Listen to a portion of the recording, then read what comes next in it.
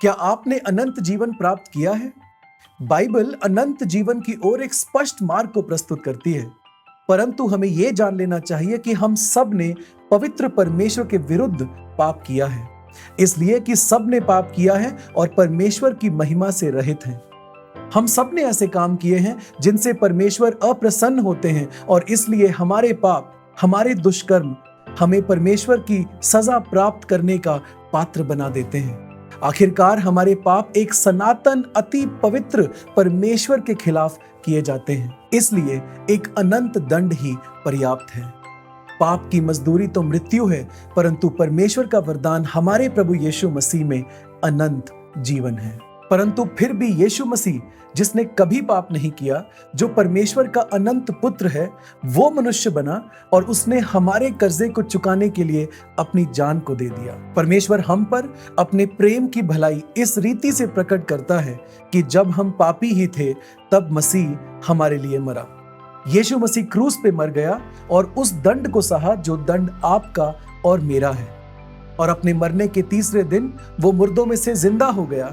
और ऐसा करने के द्वारा उसने इस बात का प्रमाण दिया कि उसने पाप और मृत्यु पर सदा के लिए विजय को हासिल कर लिया है। जिसने यीशु मसीह के मरे हुओं में से जी उठने के द्वारा अपनी बड़ी दया से हमें जीवित आशा के लिए एक नया जन्म दिया। विश्वास के द्वारा यीशु मसीह के संबंध में हमें अपने मनों को परिवर्तित करने की आवश्यकता है। हमें यह जानना है कि यीशु मसीह कौन है, उसने क्या किया है और क्यों किया है।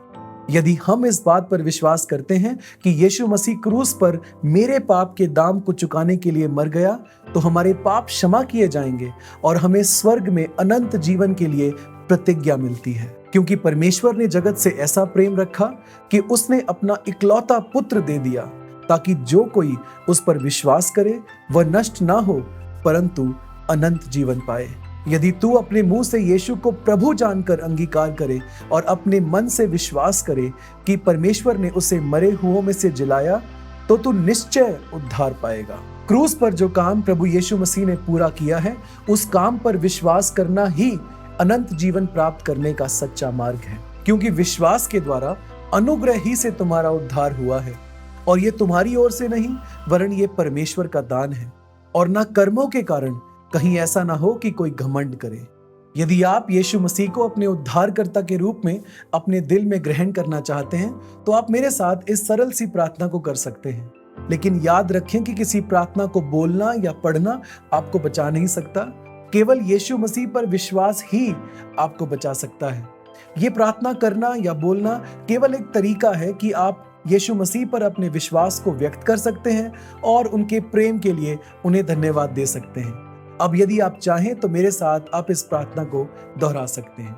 हे परमेश्वर, मैं जानता हूं कि मैंने आपके विरुद्ध पाप किया है और मैं सजा का पात्र हूं, परंतु यीशु मसीह ने उस सजा को स्वयं अपने ऊपर ले लिया है जिसके योग्य मैं था, ताकि उनमें विश्वास करने के द्वारा मैं क्षमा किया जा सकूं। मैं उद्धार के लिए आप में अपने विश्वास को रखता हूं।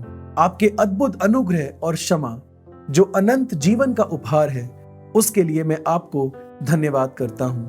आमीन।